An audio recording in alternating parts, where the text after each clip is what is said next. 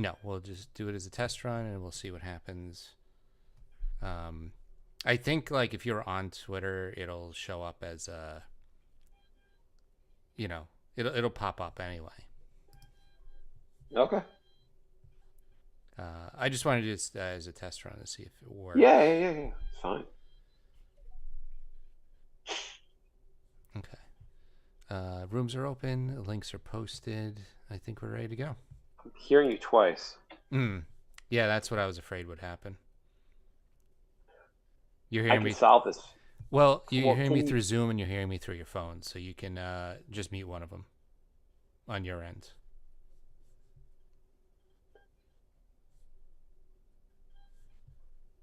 Okay. You can mute me on. Yeah, just mute one of them and it'll be fine. Okay.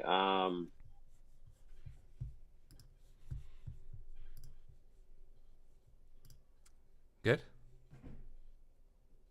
How do I mute you on the Twitter Spaces? Or how do I mute you on the phone? Maybe I can mute you on. You're right. Maybe I can mute you on Zoom. Just mute me on Zoom. Okay.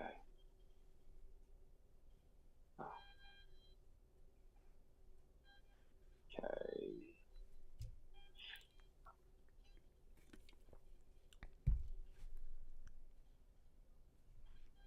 Good.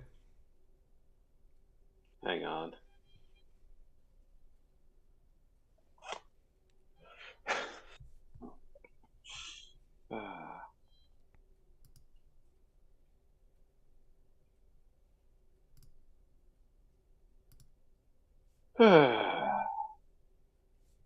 How do I mute someone on Zoom?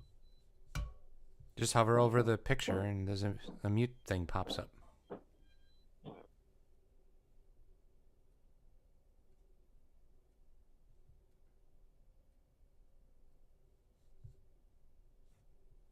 You see it?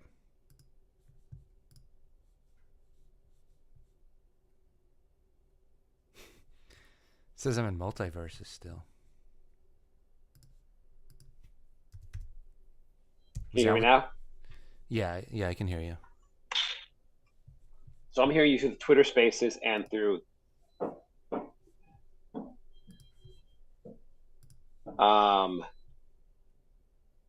Andrew, it says I'm in multiverses. That's not great. Holy shit.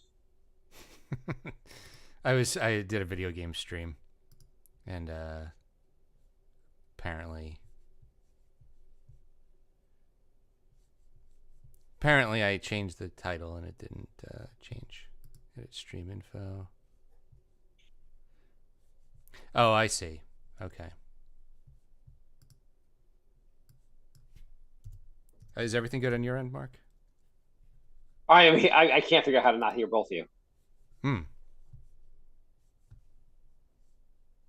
Okay. I can't mute the call. I can't mute Zoom or else I can't hear you.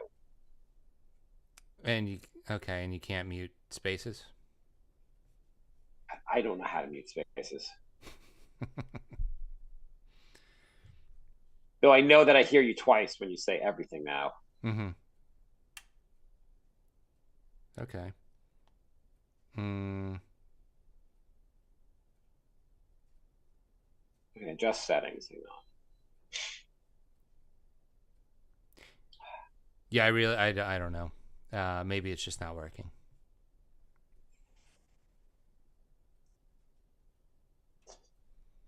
I don't think you can mute people on spaces. And you can't. No, and you can't. So if you mute me on Zoom, you don't hear either? I can't mute the host. You can mute me. I can't mute you. Okay. I can mute myself on Zoom, but you can't mute the host. Can you hear me now? Because I just muted myself on Zoom. And if I turn the volume down on my phone, I'm just not going to hear you guys. But you can't hear me now. Huh. Okay, I muted myself on Zoom and you couldn't hear me at all. Wait a second. You muted yourself on mute? Yeah, I just muted myself on Zoom, and I guess you can't hear me when I mute myself on Zoom. Okay, hang on. Like, you can't hear me now, right? I hear you, then I hear you like 10 seconds later. Okay. You should be hearing me on. Okay. I don't. I'm fine. So there's Wait, like Jay, don't talk for a second. okay. Okay, now say something. I think there might be a big lag. Jay, say I love the Mets. I love the Mets. Yeah, there's a big lag. Okay, so that's not going to work for a podcast. There's a decent lag. Okay. No. Okay, and okay, the Spaces experiment is over. Okay, we can figure that out another time. Yeah, if it's going to lag that much, you can't really do a podcast like that. I think you just have to do spaces, not the podcast. Like just record. You could record spaces separately. I think there's a recording feature, and just do it over spaces without without the pod without. I don't think you can do Zoom and spaces. We'd have to do just the spaces and then record that. And there seems to be a recording feature. You seem to be able to record spaces. I don't know. There shouldn't have been a lag though. Like I muted my Zoom, so like the audio you were hearing me through should have been Spaces. So if there was a lag, I know think there's a Spaces. lag because when I hear you before, it was like, "I love the Mets." Do. I love the Mets. That's what I mean. I think Spaces is just laggy, so I don't know if you can do a podcast. I think that's why Spaces has people take turns talking, because you can't like have a conversation like a like a podcast through. If it's gonna lag that much, you just can't do it. Right. I heard what's his name? Knicks recap doing spaces. Were they going back and Seemed- forth though? I don't know. He had someone jump in. And it was weird when the guy jumped in. But he was doing it mostly himself. Then having people jump in. Mm-hmm. Okay. Maybe it's laggy. I don't know. It's probably laggy. It's probably laggy and shitty. Do you want me to get my headset, or you want me to just do the show like this? Let's just do it like this. Okay, then let's just do the show. Okay, we'll do Twitter now. Okay.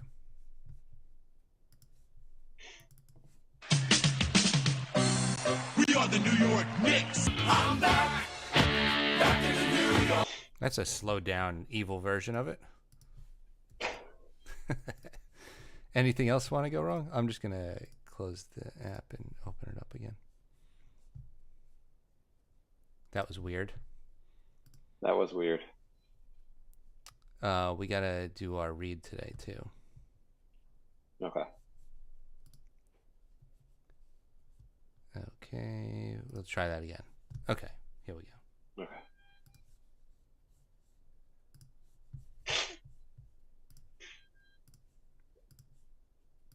What are you talking about?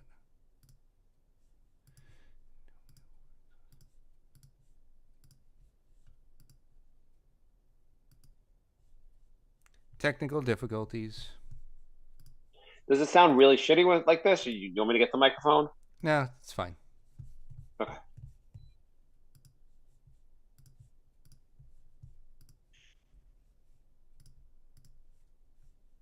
No import. What the fuck is going on here?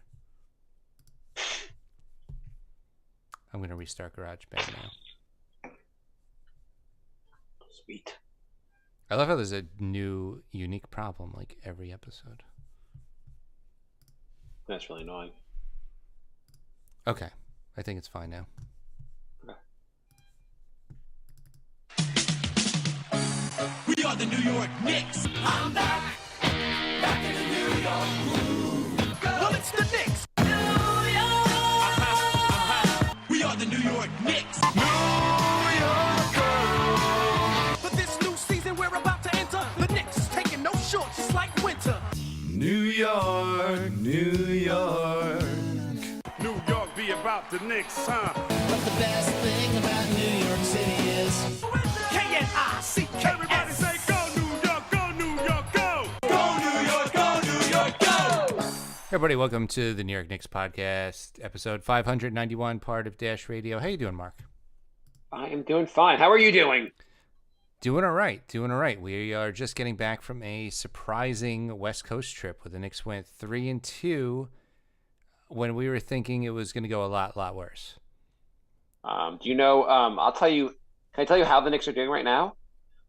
Thank you, Knicks Muse, for posting this. The Knicks are now 9-9. They are 5-5 versus the East. They are 4-4 versus the West. They are 1-1 in overtime. They are 14th in points per game. They are 15th in blocks, 14th in turnovers, and 8th in the East. They are as middle of the road as you can be. I mean, we said before the season started they're about a 500 team, and they're just taking that to the most literal definition you possibly can. Middle of the road in every stat. They are, I mean, it's so 3-2 on the West Coast trip. That was pretty awesome. I guess, like, in retrospect, even though it didn't seem so awesome when they lost to the Thunder and lost to the Suns and the Warriors, they had a nice victory against the Thunder, and I don't know, things feel a little better because of that victory. Yeah, I mean, I'm trying to decide, did they look good, or was it a little bit of fool's gold because they didn't play Jokic? Maybe they lucked out a little bit with injuries. Yeah, so they beat the Jazz. Was the Jazz in the? So I guess that was after last show, the Jazz in Denver. Mm-hmm. Okay, so yeah, they beat but they beat Denver without Jokic, but Denver's still a very good team. Mm-hmm. I mean, Jokic is obviously amazing. The Jazz, though, have been, despite the Jazz trying to tank, they're one of the better teams in the West. That was a pretty nice victory, also. I mean, the Suns and the Warriors are a pretty hard matchup. I mean, the Knicks did not look very good in those games. The Thunder, Thunder beat the Knicks the first time. There was a nice victory against the Thunder. I mean, it's not fool's gold. The Knicks are just about a 500 team. Yeah. So, a lot of changes in the Knicks lineup. Everyone has been dogging Tibbs because he doesn't make any changes. We've seen Cam start. We've seen Grimes start. Hart has started. Sims has started. What do you think of these lineups? Yeah, I mean, he's kind of the first of all, his first two seasons were marked by, like, well, we carved the starting lineup into stone. Hard to change stone. Like, he would not change Elfrid Payton till basically it was clearly not working in the playoffs. Last year, the starting lineup was looking terrible, but like the most he could do was getting Kemba out of there. Burks had to be the starting point guard. It was so rigid. I like the fact that he seems so much less rigid right now. Mm-hmm. Yeah. He seems a lot less rigid. He seems to be mixing and matching a little bit. It seems like, his knock was he doesn't play the young guys. Rose and Fournier are just out of the rotation now. He buried Fournier on the bench, which makes sense. I mean, like, it's just it's a move, a very not Tibbs move. He went to nine guy rotation instead of 10, and I think for this team that works. I think we got an email. Do you want to read that email we have where they asked us to defend Tibbs? Sure. First, since I have it up, I'm going to read this email first. Okay. The NBA season's heating up, and there are still so many unknowns this season. Will the Knicks stay 500? Will the Jazz keep playing playoff basketball? When I'm looking to get in the action, I bet with DraftKings Sportsbook, an official sports betting partner of the NBA. New customers can bet just $5 pregame money line on any NBA team to win their game and get $150 in free bets if they do. Wow, it's $150 now. Oh, it's pretty good, actually. Yeah.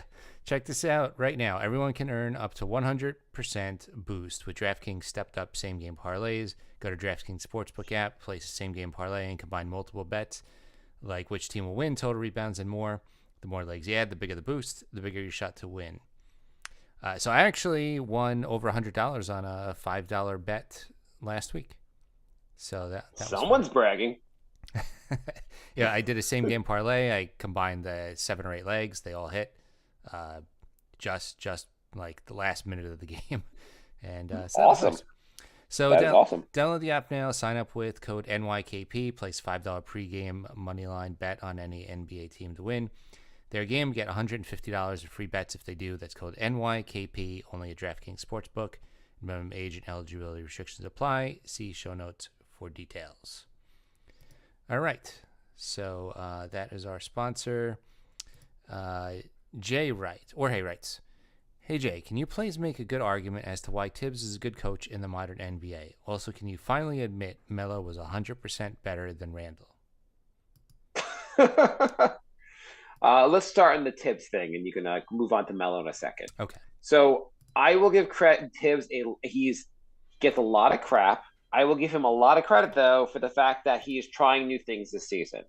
He is changing lineups. He has tried. People were like, he's too rigid with starting lineup. Change that. He's too. He won't play Obi and Randall together. He's doing that. He's trying a lot of different things. He's benching some of the vets. He's limiting Rose's minutes, limiting Fournier's minutes, or not even giving Fournier minutes. The last two games, suddenly, especially last game, Deuce McBride was part of the rotation. I guess Rose was out. But first guy off the bench too. Yeah, he's trying guys out. It looked pretty interesting having Deuce McBride out there. I wish if Deuce could play offense, he'd be such a nice player to have. Yeah, I mean, I don't understand what happens in the G League because he puts up like 40 a game in the G League. He's unstoppable. He gets to the pros, he can't hit a goddamn shot. I mean, it's just different level of talent. Look what Dwight Howard's doing over in Taiwan. Oh, what's he doing? I don't even know. What is he doing over there? Oh, he had a game that was like 38, 20, and 4, and I think he attempted like 10 threes, and he hit 4 of them. Like, apparently wow. he's just shooting outside shots the whole time now, and like going coast to coast. I'm just saying, like, when you're not in NBA competition, it's easier to put up gaudy offensive numbers. I did watch a clip of I remember last season, McBride had like a big game, like 35 points in the G League, and they had a highlight clip. And I was like, oh, so they're like, most of these are like uncontested layups. I can see how he gets all these points. Yeah, exactly. Like it's like the G League kind of looked like the All-Star game, basically. Right, it's like first quarter of the All-Star game vibes over there. Yeah. It seems to be a lot harder for him to score in the pros. But like the last night they had against OKC, at one point it was Deuce, Grimes, and IQ out there. And IQ has been playing, despite his inconsistency on offense, his defense has actually been pretty good. So you had 3 of the better defenders on the team. It looked kind of awesome. Yeah. There was like every play, like basically every time OKC went down the court, Knicks were like, no, we're taking the ball back. And then the Knicks would go down the court and just miss a shot. And they'd be like, okay, well, we're going to stop you again from scoring, but we're not going to score either. So there's a lot of players on the team that are either really good at offense or really good at defense, and not a ton that are good at both. We don't have what you call complete players. Who would you say is the most complete player on this team right now if you combine their offense and their defense? Well, or who has the potential to be the most complete player? I would say this is a really tough one. Cam Reddish. I was going to say Grimes, but Cam also. They're One the of only those two two, guys right? that play both sides of the court really well. Yeah. I mean, Jalen's awesome on offense. His defense is a little lackluster, or just like because of his size and so forth. And it's not terrible defense, but most guys don't play both sides of the. Would it be crazy for a lineup to have we're out there with Brunson, then we're out there with Cam and Grimes in the starting unit. Move move RJ to the bench. Would that be insane? Would RJ stands lose their mind? They would, but Cam and Grimes stands would be super happy. Andrew says Grimes is the guy with offensive, defensive, best, well-rounded player. Yeah, I might say Grimes is. Grimes is also so. He had a thing in the offseason where he was like, I don't want to be a 3-and-D. I don't want to be this guy that just shoots threes and plays defense. I want to be a more complete player, and I know I can be. He worked a lot with Penny Hardaway in the offseason, and his plan is to basically be and what you see more of him, he's driving to the basket, he's passing. He's definitely looks a lot like, I think last year I felt like he was just like stand on the 3-point line and then play defense. He now looks like, I'm like, oh, this guy's gonna, like, he's doing a lot more. He had 8 assists last game, right? That would be against the was it the Warrior game? Yeah. 2 games, He had a bunch of assists in that game. He was it the Warrior game or my No. It's the I'm getting all mixed up. They played so many games. The Suns game. The Suns like, game. Yeah. Was it 4 games in 5 nights or something? Yeah. So the Suns game, he had 8 assists. He made some pretty good moves. He's setting guys up. He looked pretty good in the OKC game. His shooting isn't quite where it needs to be. But like he's also a little rusty. I think they also kind of answered what was going on with him. They answered, you said? But yeah, I think Wally kind of like so he had I don't know why the Knicks just didn't kind of like, it was kind of like in rumors. I don't think they officially announced he had plantar fasciitis. No, they just said like, oh, there's something with his foot. Yeah, his foot is hurting, and you'd be like, and then you're like, oh, his foot's better. Why is he not playing? And I thought Wally kind of explained it pretty well in the game. He's like, I had that in my career. When you have it, there's no playing through it. Mm-hmm. Either it's better or it's not. And once it's better, it's gone. But like basically, I think the idea was to put him on when they thought he was better, put him on limited minutes, because if it acts up again, you can get, like, if you play on it, it can get worse. So put him out there for like 10 minutes, 5 minutes, play on it, see how he feels the next day. And once you know it's for sure, once you know it's really gone, then you can bring up his minutes. So I think the Knicks are being very cautious because it's something that like it can be very hard to get rid of, basically, and you just kind of have to rest. So you don't think Tibbs was personally spiting him and putting him in at the end of games just to ruin his career? No, despite some psychotic Knicks fans on Twitter, I think it was the doctor's orders. They think they were just like, let's limit his minutes until we know this plantar fasciitis is gone. And once it's gone, it wasn't like about like him being able to run down the court. He could run down the court, but if it acts up, it won't go away. Right. Yeah. No, I've had it before. It lingers and it sucks. And yeah, the only solution is to like ice it and like not use it. Right. And I think basically the Knicks had like a little bit of and obviously there's no confirmed reports on this, but I think like, remember he played the last preseason game? And I think they thought it was better. And then he went out there and they were like, no, it's not better. Mm-hmm. And he probably also wants to get out there so much that like, if he has a little bit of pain, he's probably like, oh, I can play through this. And they're like, you can't. This is not a good idea. So now like, Grimes is back and Cam got hurt. Yeah. What's the deal with Cam's injury? He's back. Was his groin? Yeah. I don't think it was anything serious. They should both be healthy soon. I'm more concerned that Mitch was injured, came back, and then got injured like almost immediately. He played 13 minutes. His knee's hurting again. I'm surprised on the way to signing his multi-year deal, he didn't get injured. So I know we've talked about how Mitch hasn't missed a ton of games, but he seems to play a lot of games injured. And it's just like last game. It counts as a game played, but he played 13 minutes and then hobbled off the court. He wasn't very good either, and I blame the injury, but like it's going to be like this with him. That's why you also need Sims on the roster. Yeah, my multi-game parlay, I went wild and bet 6 points on Mitch, and he ended up with 3. So, how do you feel about Mitch with the emergence of Sims? Like, are you happy that we have both, or do you think now it's like, because now we have Hart too, so it's pretty deep center rotation. Just to add, Tibbs said a couple of days ago that Reddish is expected to be day-to-day with the groin injury. So he probably will be back in a few games. I feel like with basically couple things. First, with how basically made of glass Mitch is and how he gets injured, you need Sims on the roster. I also feel like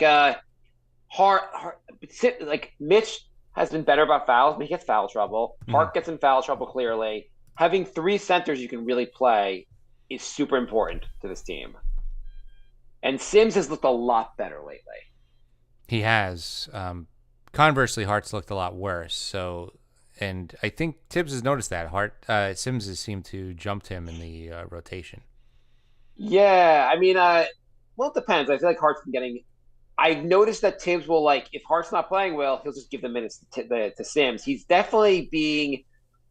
He's again doing a much better job of going. I'm just going to go with how they're playing as opposed to like they have to play. Like you have to play based on these rotations. Except Randall and RJ. Yeah. So okay. So basically, going to finish that email off. Is Tibbs for the modern NBA? I mean, he doesn't really value the 3-point. The thing is also the covering of the 3-point line looked a lot better when he had Grimes out there. When he has guys who can play defense, it looks a lot better. Part of the issue with the 3-point line is Randall is pretty lackluster on D, and so is RJ. And they like when they're out there, it's really hard when a bunch of your guys on your team don't give a lot of effort on defense, or just get lost on defense. It's infectious too. Right. I have to say, like as much crap as people give on Randall, RJ's been pretty lackluster in defense. Like it's not like he's done a great job either, and I think that's also hurts the team a lot. It does because I mean Brunson tries, but he has limitations on defense. So if Randall and RJ are both also stinking, you're not going to win a lot of games with 60% of your lineup being bad. There was a thing. Knicks content creator on Twitter would put up a video of a guy basically I forget who was on the OKC, but kind of breaking to the basket, and Randall makes little attempt to guard him at the basket, and he's like, first of all, I don't know why you're posting negative content about Randall or anyone else. If the Knicks have a pretty good win and Randall plays pretty well, but I was like, I looked at the clip that he posted, and I'm like, yeah, the guy going to the basket. RJ just watched the guy run right by him and did nothing. Why are you singling out Randall for this play? RJ did terrible on that play also. It was the whole defense broke down the play. Like there was one play where Giddey went just coast to coast along the side and then just ran along the baseline and got a layup, and nobody stopped him the entire way. I think this is the play. Yeah, the same play. Yeah. That was Giddey? Yeah, I think it must be Giddey. Yeah, I feel like you can bash Randall for his defense, but it's not like he's alone in playing poor defense. No, he's definitely not alone with that. It's been an issue, which is weird for a Tibbs team. And yeah, I'm surprised that he's not yanking Randall and Barrett and just saying like, more often.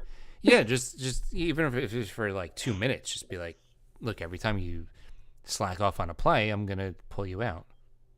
It is frustrating that he does not hold guys accountable as much as he should. Obviously, people get a lot of people complain in particular about the fact that he does not hold Randall accountable. Why do you think he doesn't hold Randall accountable more so than other players? I mean, everyone was questioning what was going on last season. Maybe he's super moody and super emotional, and he's worried he's going to go off the rails. Yeah, you think that's a possibility that he's a wild card and he doesn't want to set him off? Yeah, maybe he's like, I got to coach this guy differently because, like, to get the best out of him, I cannot treat him like everyone else. Mm-hmm. I mean, some players are a lot more emotional and a lot less receptive to criticisms. Yeah, and so maybe he's telling him, you got to play defense. You got to play defense. And Randall thinks sometimes Randall does. Mm-hmm. Sometimes he doesn't. I don't know. Sometimes he gives good effort. His offense has been a lot better this season. Like, no question he's playing a better offense. Yeah, definitely. I would like to still see him. I mean, everybody on the team I would like to see move the ball around a little more. I feel like a lot of the guys get tunnel vision. There's not a lot of and I guess it's hard to make the argument about Tibbs being a modern NBA coach in the sense of like he doesn't give a modern offense. There's not a lot of movement, a lot of cutting off the ball, and I find that very frustrating. Yeah, you watch Golden State, and it's just the ball's flying all over the place, and I know they have elite players, but even when their bench goes in, it looks the same. They're swinging the ball around. There's guys doing cuts, baseline drives, and these are deep bench guys that are still doing it. So I would say Tibbs is a is a good coach, but he's not a great coach. Yeah, I mean, I'm fine if the Knicks move on from him, but I don't know if if you hire anyone else, they're gonna be that much better with this roster. But they could be better with the offense, especially. The roster's limited partly by the players and their willingness to like play defense, like Randall, I guess. And as far as the other part of the question, well, I admit Melo's 100% better than Randall. I will not say 100% better. Melo was really, really good, but I think people are forgetting how bad he also was on defense. People are focusing on Randall. Melo's better than Randall. I mean, like, you can kind of just... Melo's better. Melo's better. I'm not, but like, I don't know. People are making like it's like so much better. Like Melo was better, but I'll admit Melo's better than Randall, but I'm not gonna say he was like light years better. Oh, by the way, so this is Randall's numbers since in November. Just like he was okay in October. For 12 games in November, Randall is 48% from the field, 36% from three, decent, almost 79% from free throws. Pretty good. True shooting percentage of 61%, 22 points, 8.5 rebounds, 2.8 assists. Okay, I mean, if we could get the assists up to like 4. I mean, assists also. I mean, part of it's that like the ball's not going through him as much. There's no shooters on the team too, so like part of a big man getting assists is penetrating, posting up, and then swinging it out to the 3-point shooter, who the best 3-point shooter is not playing anymore. So, but I think you have to say like his numbers on offense are exactly what you're looking for, basically. Yeah, at least like in November. These are pretty efficient numbers. These are pretty solid numbers. And the turnovers aren't as bad either. Yeah, the turnovers aren't as bad. He's been playing pretty. I mean, the turnovers aren't amazing. I mean, not amazing, but he's been playing pretty well. The problem is on the defensive end. He's fine on offense. Yeah. He's fine on offense. There's so much Randall hate out there. I find like you can trash Randall after the team loses or you have a bad night. But I don't know if you can completely kill him for everything on this season because the whole team's not playing defense except for a few guys. And his offense has been like on many nights lately, he's one of the few guys that can score and score efficiently. Yeah. So I feel like people are giving him a little bit too much crap. Do you think people are overrating Obi just because of their hate for Randall? Yes, 100%. And I like Obi. I'm not convinced that he's he hasn't shown much other than being able to go on a fast break and catch lobs, and he hits the baseline 3. He does those two things exceptionally well. But in like a half court offense, he doesn't really do much. Defensively, he's not better than Randall. So I don't know. If he can shoot some mid-range shots or like do anything in a half-court offense, I'd be more convinced. So I saw a funny discussion on Reddit. I just thought this was funny. Someone was talking about John Collins, and they were saying, you've watched Collins play, so Collins is not great at creating his own shot, but he's good around the rim, he's a good rebounder, he's a good scorer, not a great three-point shooter. But generally, he's a good contributor. If you have got other guys who are more like ball dominant, he's a good addition to the team and can, that Atlanta's somewhat looking to move on from him. But they were making a point about Collins being a guy that like can fit in well with an offense, even though he can't create his own shot. And so someone responded like, yeah, they're like, well, Obi can get where Collins is, like in 3 or 4 years. And then someone else responded, Collins is like 6. Obi's 6 months younger than Collins. Right. Yeah. Obi was like an older rookie. Yeah, they were like, yeah. I mean, I guess Obi can get where Collins is, but Collins is basically the same age. So I don't know how much. Maybe he can also get there. Yeah, I mean, Obi's already 2 years older than Barrett. There's a good chance Obi's close to where he's going to be as a player. Like, how much better does he get? He's going to have to add stuff to his game. And do you think he'll ever be able to create his own shot on a consistent basis? See, here's my worry. So, a lot of people are saying Barrett's only 22. He's really young. Yeah. He's got a lot of time to grow. True, On the other hand, it's his 4th year in the league. If you look at his rookie year stats and his current stats, almost exactly the same. Now, if you look at other 4th year in fairness, he was sick for 5 games. Those stats don't count. When you don't count the stats when he's sick or when he shoots poorly, he has good stats. I mean, even if you compare his year 3 stats, look at other players that are supposed to be in his league, Garland and Donovan Mitchell or whoever you want to compare him to. There's clear improvement year to year, and I don't see that from Barrett. Barrett started off good, but he hasn't moved the needle from good in 3 years. And that's you haven't heard about the year 5 jump? I think like 2 players have done that. I mean, I'm just saying it's not very common in the NBA for a player to basically flatline for 4 years, or even 3, and then all of a sudden like get really, really good. So Barrett might just be a good player and not what we were hoping. Yeah, so his 2-point percentage shooting is getting a little better. His free throw shooting is getting a little better.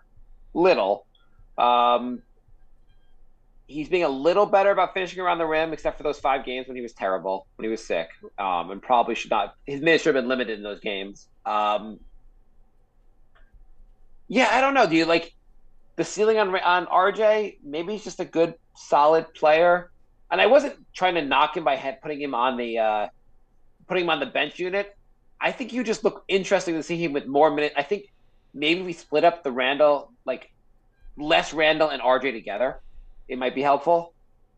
Yeah, because I think they're both better when they're the focal point of the offense. And so if you make RJ the leader of the bench, it might work out better for both.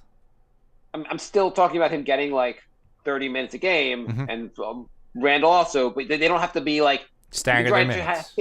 Yeah, they can be a little more 15 minutes separated. And I think it'd be interesting to see the offense with Grimes and Cam together. I know they're both in theory 3s, or 2. Like you can put Grimes at a 2. It would be nice to have 2 guys out there that play very solid defense. Both are pretty athletic. They can shoot the 3. I think the offense would look pretty interesting with both of them out there. Yeah, and maybe they can complement. It'd be interesting to have Hart out there with them. I don't know, but maybe an interesting look to have them out there. Maybe with RJ separate, with Randall separate. I'd like to see what it looks like at least. And I'm not saying RJ is terrible. It's just with the number 3 pick, you're hoping for an all-star. Right. And Obi, I just feel like Obi is a little, much as we'd like him to be, and I know I've said before I wouldn't mind Knicks move on from Randall and just start Obi, but I think the more I watch him, the more I feel like I'm lying to myself if I think he can really be an NBA starter. I feel like we would be totally happy with Obi if he was like the 25th pick. But as a top 10 pick, it's, again, the Knicks get great value later in the draft, and they've gotten less than ideal value with their higher picks since Jordan Hill? Well, my point, forgetting even where he was drafted or who he was drafted over, if you look at his skill set, playing power forward, he's not the best defender. He's not a great rebounder. He can't create his own shot. He can dunk, and he go out on the fast break, but he's also not good. If you give him the ball around the basket, if he's being challenged at the rim, he's not great at finishing. He's only great at finishing if no one's challenging him at the rim. Right. I mean, he doesn't really have post moves. No, but he's so fast. He's not challenged at the rim a lot just because he gets down the floor before everybody. So he was 2 for 11 versus OKC. He was challenged a couple times at the rim and just didn't look very good when he was challenged. Yeah. He missed some easy shots, or what should have been easy shots. His 3-point shooting is tremendously improved. Yeah, he definitely worked on that. That's been huge. That's keeping him on the court.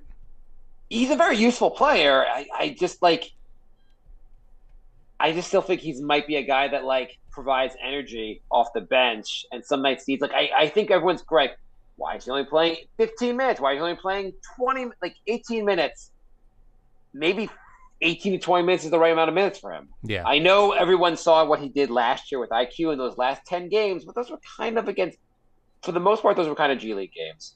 Like they're not indicative of what like it would be like for him playing every day as like 30-minute a game player. The last 10 games of the season are so weird because you got teams that are locked in their playoff spot and they're just kind of coasting to the rest of the season, or you got teams that are so far out of the playoffs they really don't care anymore. So like, it's great that IQ and Obi played well, but I don't think the last 10 games of the season are a good gauge of what they would do in the heat of a season. So we've gone pretty far in the show. You know, we haven't really talked about. We have not talked about the fact. I mean, of the brightest of the bright spots, Brunson is still looking goddamn awesome and is a borderline all-star. Brunson. So, what is this team's record without Brunson? I saw someone like on Twitter, and I spent too much time on Knicks Twitter, but just like being like saying that Brunson somehow was holding RJ back, or Brunson was not a great I don't know how anyone could knock Brunson and be a Knicks fan. He looks goddamn awesome. Knicks are 9-9. What's their record? 4-14, 5-13. Like, yeah, I think they're 5-13 without Brunson. Like, he's been huge. Yeah, it's like the Knicks haven't had a good point guard in like 20 years. We finally got one, and everyone's like, "Well, now he's holding players back." And I was like, I don't agree with that at all. I think he's such a great addition to your team. He can play with the ball or without the ball. He's great off the ball also. He played off the ball at Doncic. He can get points when he needs to. I know maybe some people are criticizing him for taking too many shots. If you look around the guys he's got to pass to, I'd be taking a lot of shots also if I was Brunson. Yeah, he did play a little bit of hero ball against the Thunder yesterday, but he hit like almost all those shots. So he had some crazy. I don't know why he can't shoot threes because his touch within like 15 feet of the basket is crazy good. Yeah. He also came close to tying the Knicks the record for most free throws consecutive. I think he hit like 40 something free throws in a row, but did not equal Courtney Lee's record. But he's a great shooter. I have no complaints with Brunson, really. Like, I don't know what people were expecting, but I feel like he's met every expectation for him. Yeah, it's not, and he hits guys when they're cutting. I mean, it's not his fault that the offense is not emphasizing cutting. Mm-hmm. But I think he's done a great job. If I had to think about where I'd want to pair him with, I feel like it'd be nice to pair him with a guy like another point guard even, who can play some defense. Maybe the guy that the Hawks got would have been a pretty good addition to pair with him. Yeah, Murray would have been quite an excellent pairing. They would have been great pairing to have together. I mean, I like the idea of having two guys that can really handle the ball and run the offense together. Andrew said he'll improve at threes. Awesome. What do you say? Andrew said he'll improve at threes. Yeah, I tend to agree. He's shot below his career average. So it'll also help his three-point shot if the Knicks have other threats around him. Yeah. You know, if you do that Grimes Cam lineup, then you have threats at the three-point line down the line, and that opens up the floor a lot. I think the Knicks are currently the worst three-point shooting team in the NBA, which is the modern offense that Leon Rose has built. I mean, I didn't check in the before last game, but the game before that, the Knicks had one player shooting above average from the three-point line. Everybody else was below. That one player being... I mean, I'm not going to count Svi because he was like 3 for 3, but... Yeah. Who is... I don't even know who's above average right now. I know... is it Cam? I think it was Cam. I mean, Grimes had just got back, so you wouldn't count him anyway. Currently, the Knicks are second to the last. Only the Lakers being worse, and they are shooting 31.6% from three. Awesome. The Nuggets, who the Knicks beat, are shooting 40% from three. Cleveland's shooting 39%. It's a lot easier to win games if you can hit some three-point shots. Yeah. Yeah, it sure is. Not a lot of teams in the top. Everyone that's near like the top 10 are all a pretty good team. If you can shoot threes, and if you can't shoot threes, it's some of the worst teams in the NBA. Though Milwaukee can't shoot threes either. But Obi. Oh, we forgot. Obi was the one shooting. Oh yeah, obviously. Obi's the one guy. Shockingly, in this reverse Earth we're playing in, we're living in, Obi's the best 3-point shooter on the team. So he had a couple bad games. He's down to 36%. So it's slightly 36.5% and 36% average. So he went really cold during the West Coast trip. That's a lot worse than I thought he was still a little higher. And okay, I guess he's back down to earth. Yeah, Derrick Rose is at 37%. Everybody else is, other than Svi, is well below. On Facebook, it's on Twitter. Sorry, Jake writes, 3-2 West Coast trip isn't bad. Why does it feel like the sky is falling? I think people talk themselves into higher expectations. First of all, we talked about Barrett before. I think a lot of Knicks fans talk themselves into him making this huge leap based on nothing. They just went into the season like, oh yeah, Barrett's going to be awesome this year, and it wasn't really based on anything. And I think when they saw what Brunson was doing the first few games, they're like, well, Barrett's going to be awesome. Obi has a 3-point shot now. Brunson's really good, and you can't overreact to the first few games of the season. So I think people raised the bar from what they expected from the Knicks when not much changed from preseason to now. I mean, really, we added Brunson and nothing else to the roster. So there was no reason to think of – what did you say? Hart. Oh, Hart, yeah.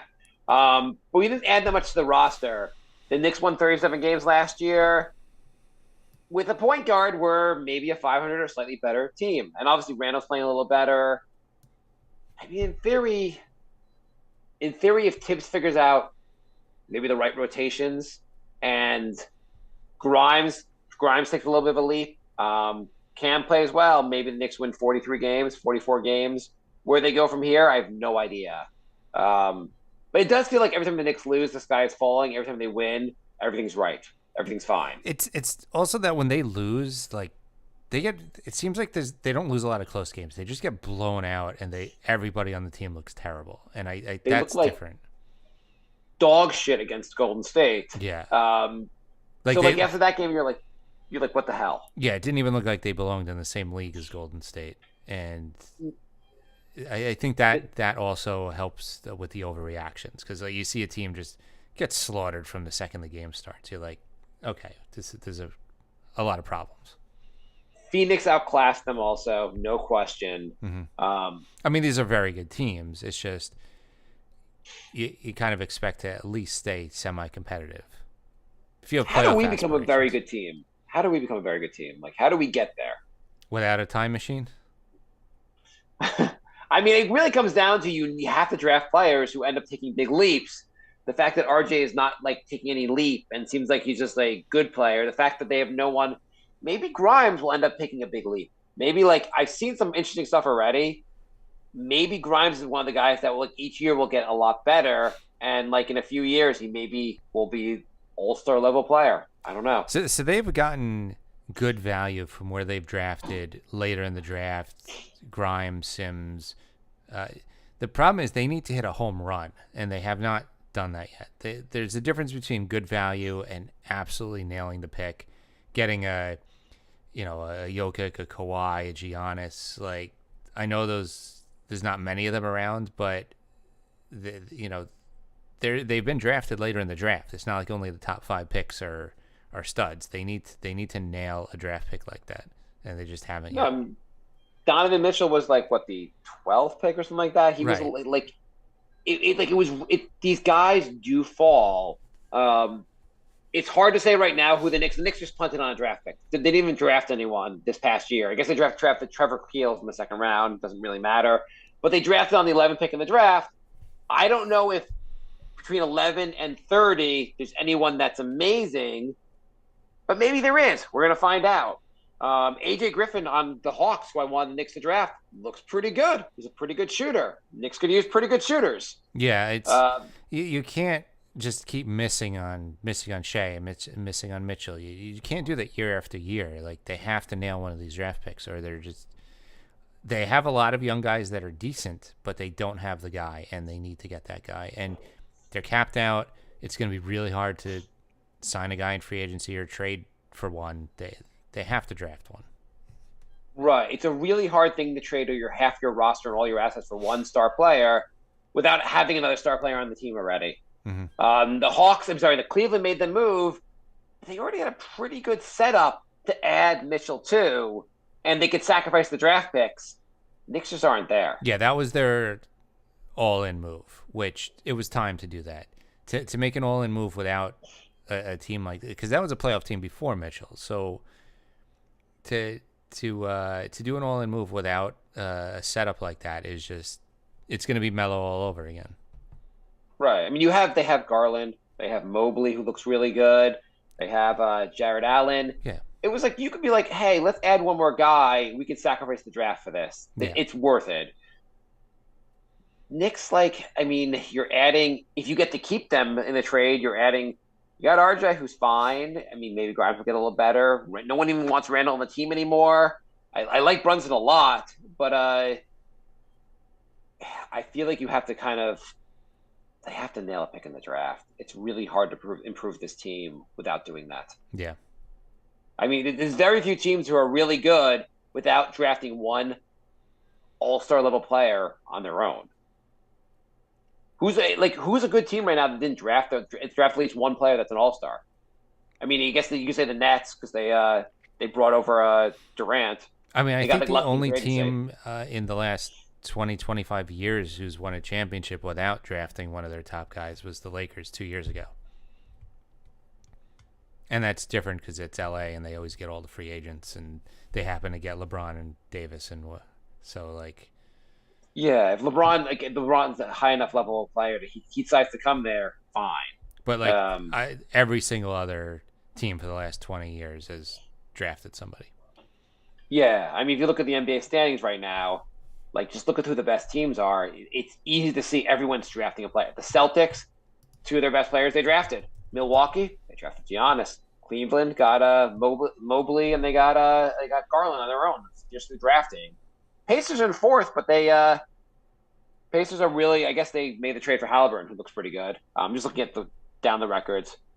They also have, isn't like Beauchamp playing like incredible right now for them? Yes, he's playing really good. What's his name?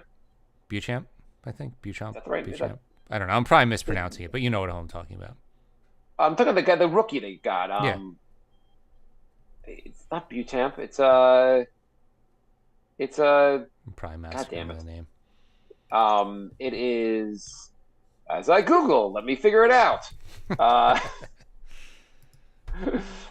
It's God damn, what the hell is this guy's name? It's definitely not like that. Sounds nothing like his name. No. No, it's not. Oh, Mathurin, yes, but Bennett Mathurin. He's been playing great. Yeah, they drafted him. You go to the West Coast, go to the West. I mean, the Jazz actually have the best record right now, and I don't think they have anyone they drafted. That probably won't. That probably won't last. But anyway, the Suns obviously have Booker. Anyway, everyone gets the point. General point. Johnny Guitar writes, culture isn't just defined by playing the group and the coaching staff solely. Also, the fan culture needs to change if we expect the team to move forward. Rising tides. I'm tired of giving up on players in the short term when it's the whole gearbox that drives the car. The reason no one wants to play for us. The reason no one wants to play for us is us. Do you think the fans turn on players too fast, and do you think that makes it harder to build in New York? I think there is a large portion of the fan base that turns on players too fast. I don't think that's why it's too hard to build in New York. I think the front office has made so many bad decisions. It doesn't even matter who's in the front office. We can go through every front office since we started this podcast, and they've all made so many bad mistakes. That's why it's hard to build in New York. I don't know. The Knicks looked pretty good for a decade with Patrick Ewing because they drafted Patrick Ewing. The Knicks can be and the fan base kind of turned up viewing at times, but the Knicks can build a good team. You just need a better front office. You can't blame the fans for poor drafting or poor. Every guy we sign in free agency, every guy we sign to a long-term deal, we want to get rid of immediately. That's I guess the fans are getting frustrated with players, but also we signed some frustrating players also. Evan Fournier, fans get turned on him, but he's also not been that good.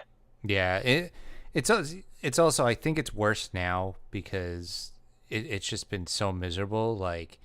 Even when they make the playoffs, it's been we won one playoff game and that's it.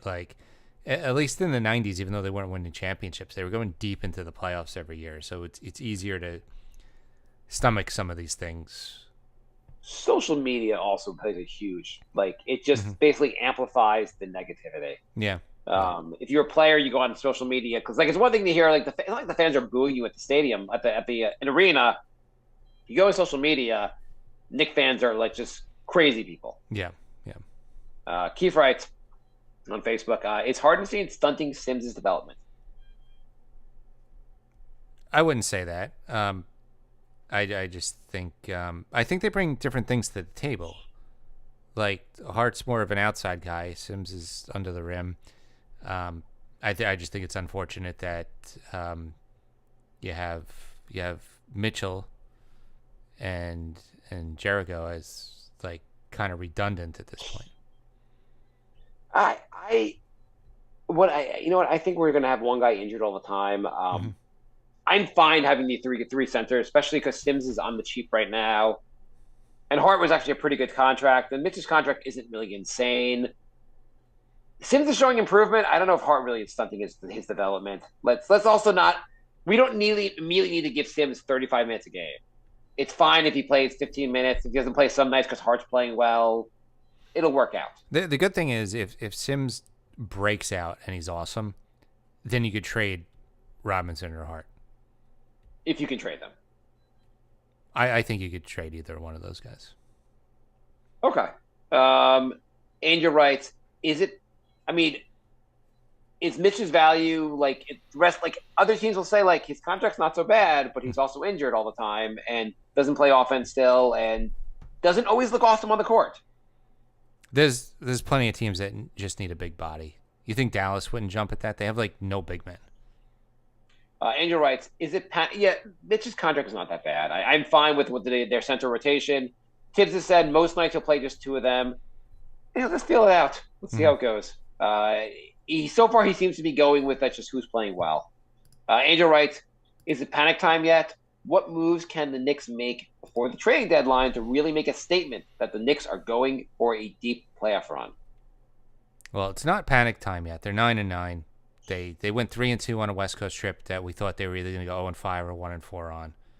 So I think they're okay as far as that goes. I think the things to panic about are lack of some players' development, the fact that the defense just looks terrible, even though we have a defensive coach, and there doesn't seem to really be much of an offensive scheme. Those are things to really worry about. The defense, when you had players that play defense out there, it looked a lot better. It did. IQ's defense has been pretty bad, much better this year. Having Grimes back makes a huge difference. Cam has looked good when he's out there. Maybe he can't convince RJ to play better defense, and maybe RJ can't play better defense. I don't know. He can't convince Randall to try every play. But the defense doesn't look so bad if the personnel is out there. And to a certain extent, is it that Tibbs is screwing up defense, or is the personnel screwing him up?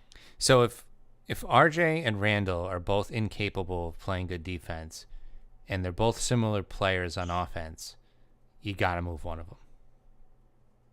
Yes. The move that makes sense is moving on from Randall. You just signed RJ. He's younger. He can get better. Yeah. Randall's the guy you want to move on from. It's just, what does Randall have? 2 more years? 3 more years?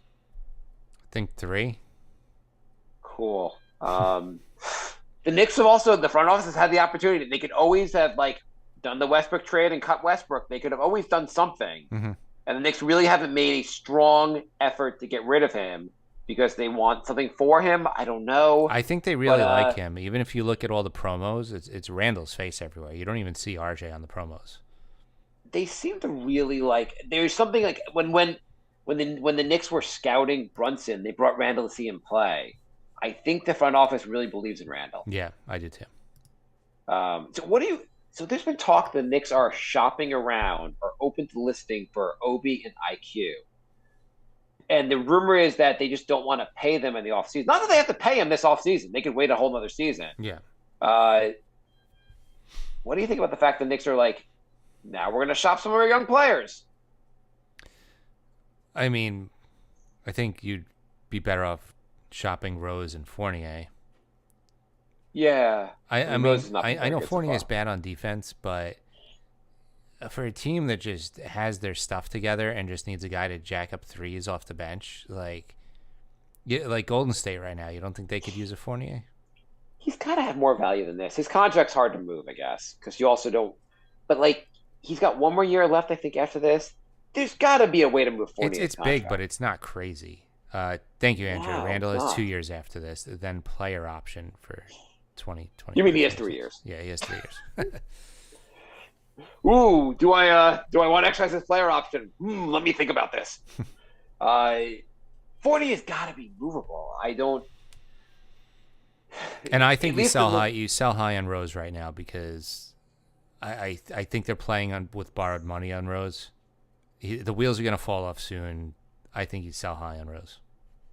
The Knicks traded Dennis Smith to get him. I don't think he has that much value right now. I'd rather just keep him on the team. He's a guy who's all in on Tibbs. He plays hard.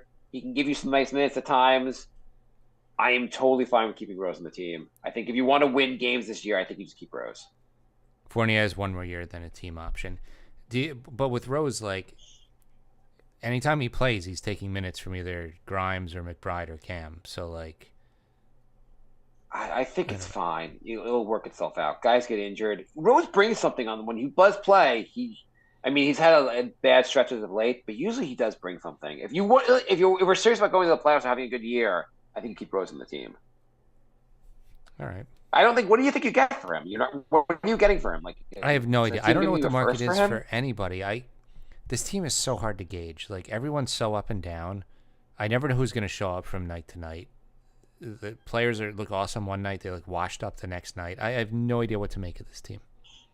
I think other teams will look at Rose and go he's he's about to get injured. He's not giving us a ton. He's having not a great year for the Knicks. I think he has more value to us than we have. These guys are only worth trading if you're going to get a player of value or get a first round pick for them.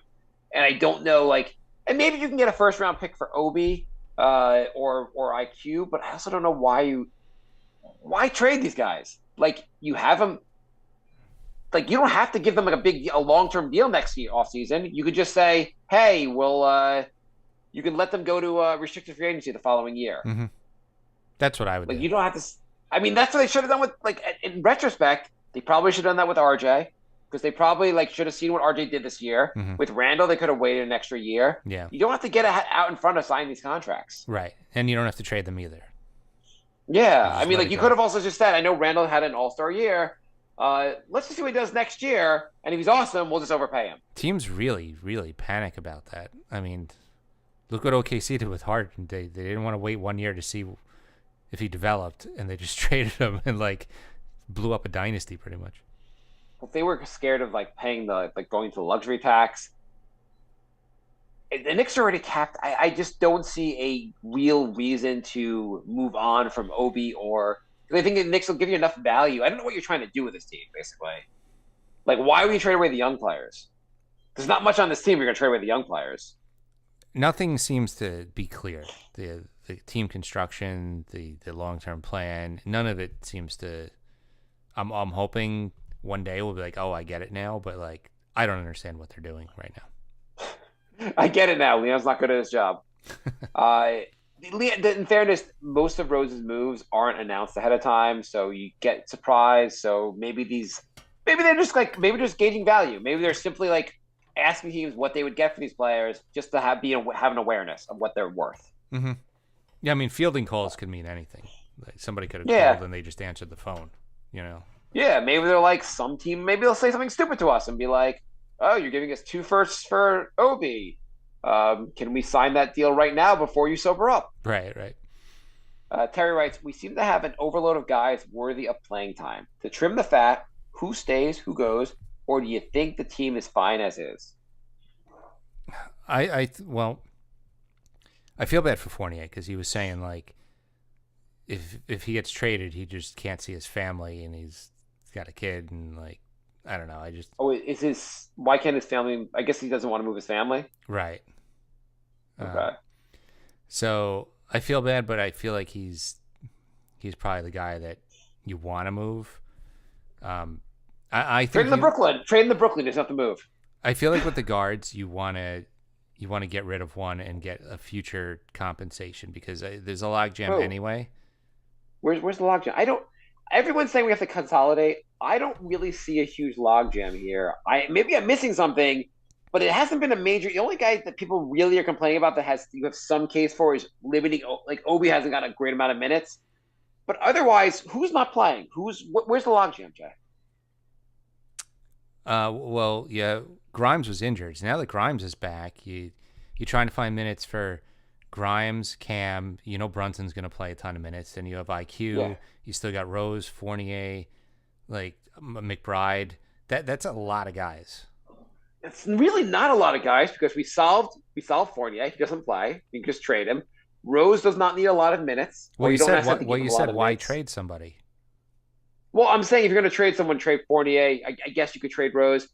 McBride, let him earn some minutes, see how it goes. It's not like you're not like it's not like McBride. You're like, oh my god, I can't play this guy, and he's so good on offense. His defense is nice, but like, what's going to hold McBride back is he can't play defense. He can't play offense. Until he can hit some shots consistently, it's hard to play him. Mm-hmm.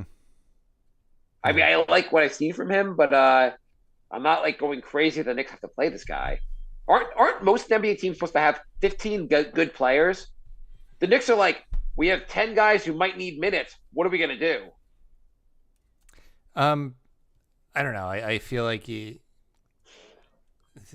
just a weird construction right now. You usually have guys that are clearly the better guys, and I don't think the Knicks have that.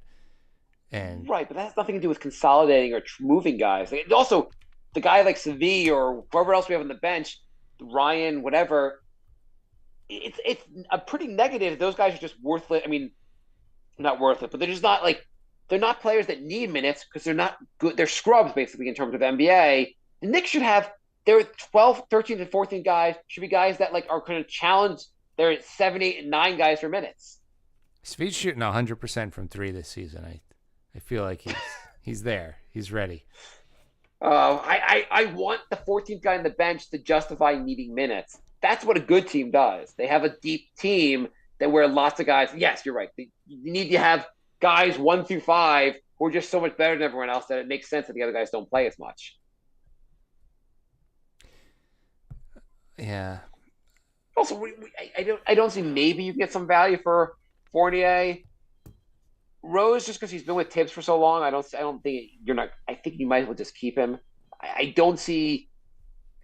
Like, let's just see how it works out for the season. Guys will get injured. See how it works out for the season as far as the minutes distribution. Like, how about just see who plays better than the other guys? If Grimes is playing better, he takes minutes away from someone else. See, normally you'd have that extra spot for the first round draft pick that you picked with the 11th pick. The Knicks are, yes, they're an oddly constructed team with too many. There are a lot of issues with the Knicks, obviously. Anyway, are we out of questions? We are out of questions. Let me ask you. What else do I want to ask you?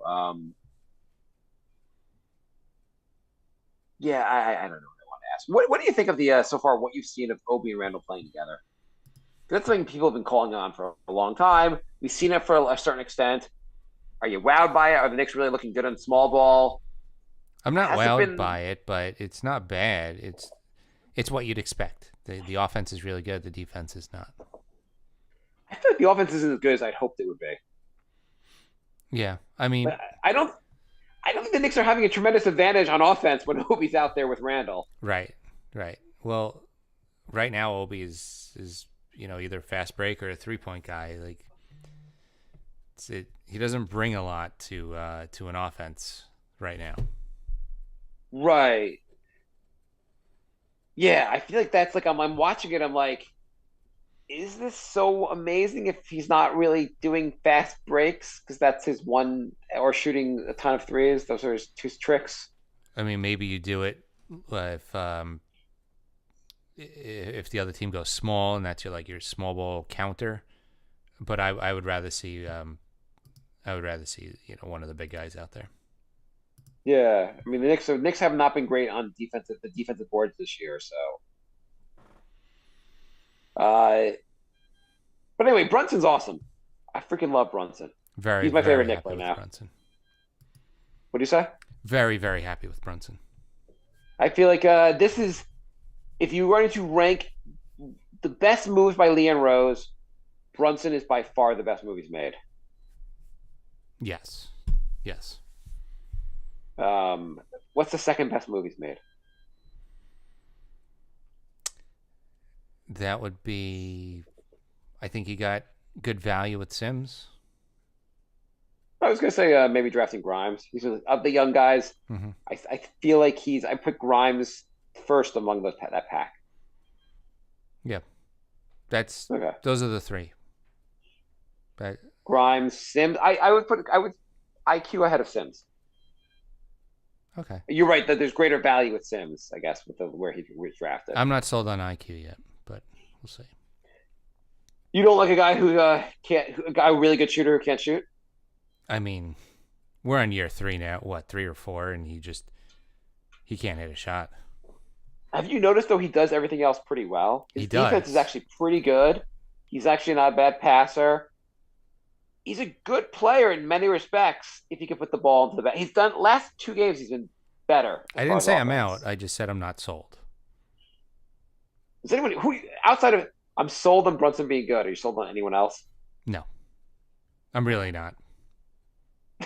I mean, it's a frustrating team. I'm not really out on anybody either. I'm 500 on this roster. How you go from 500 if they even get there to a 50+ win team?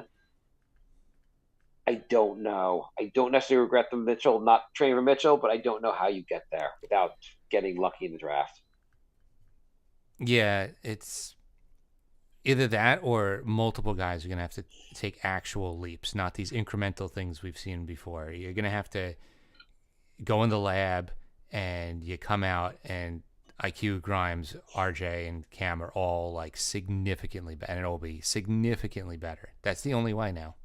They're capped out, and they're too good to have a really good draft pick. So unless they get super lucky in the draft, these guys are going to have to all take leaps. I'm going to call it now. So Grimes was the one guy the Knicks really didn't want to put in the Donovan Mitchell trade. Yeah, they were fine putting RJ in. They would not put Grimes. Mm-hmm. I think Grimes by the end of the season will be like. I think he'll be. I think he will make. He's just started playing, but I think we will be comfortable with him saying that this guy is a core piece going forward. I don't know if he's going to be. I think we will say by the end of the year he's made a leap, or at some point this year he'll made. I hope so. So we'll end the show on a stat from Andrew. Zvi is averaging 27.7 points per 36 minutes, and he has an offensive rating of 133. So he has basically the stats that people dream RJ would get. That's like prime Wilt Chamberlain stats. Zvi is really good. I don't know why the Knicks aren't building around Zvi. Okay. All right. So thank you, everybody, for listening. We will be back next week. nyknickspodcast@gmail.com is our email. nyknickspodcast on Patreon, Instagram, Twitter, and Facebook. And there's links on all those places to our Discord. Join our Discord. You could chat with us when we're not doing shows. You could join the show. We have a voice channel, so you can call in. So before next show, the Knicks got Portland and Memphis. What do you think? Portland and Memphis. I think they split 1-1. Tough matchup. Both of them. It is. They got to beat Portland. I'm just going to say the Knicks are going to split for the rest of the season. They're a 500 team. They're going to split. Yeah, the rest of the season, the Knicks are going to split the rest of the season. Yeah. Do we want to plug our newsletter yet? Why don't you just do it instead of asking me? All right, we're coming out with a newsletter soon, probably sometime early next year. So it's a comedy newsletter. It's going to be fun. Would you rather's, Two Truths and a Lie, a bunch of other stuff. So thebrinkofsanity.substack.com. You could subscribe there, and then you'll get a daily fun email in your inbox. Yes. The enthusiasm from Mark is, I think, sold everybody. It'll be so much fun. You'll be like, this is as much fun as watching the Knicks win games. My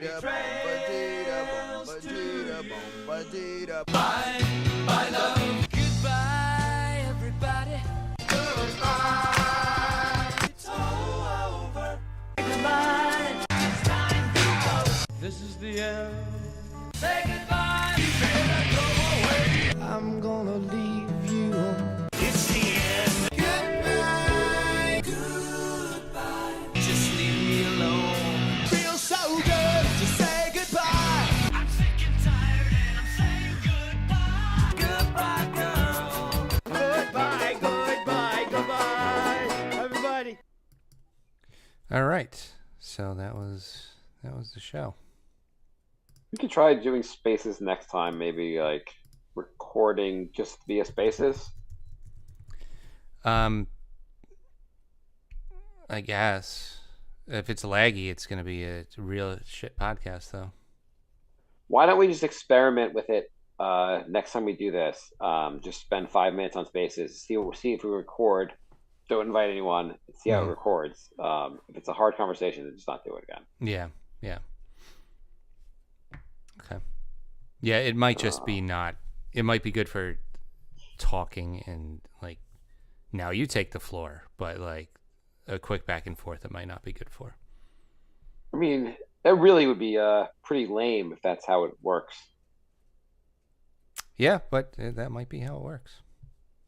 Elon, get on you, Elon. You know what doesn't have lag? What? The Discord server that I'm trying to get everybody. No one wants to go on there. I know. I'm trying. Okay. So I am going to post this. Cool. You going to your mom for Thanksgiving? No.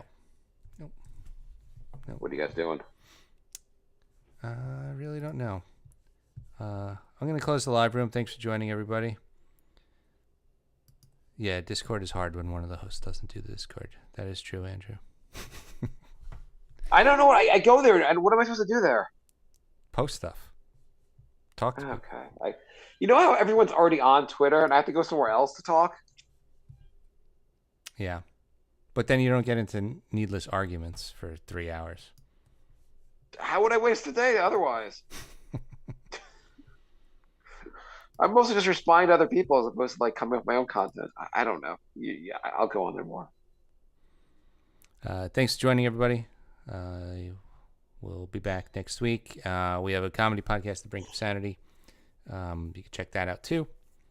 We'll probably be doing that next week. And yeah, goodbye. Oh, Andrew said he'll talk baseball with you to get you on there.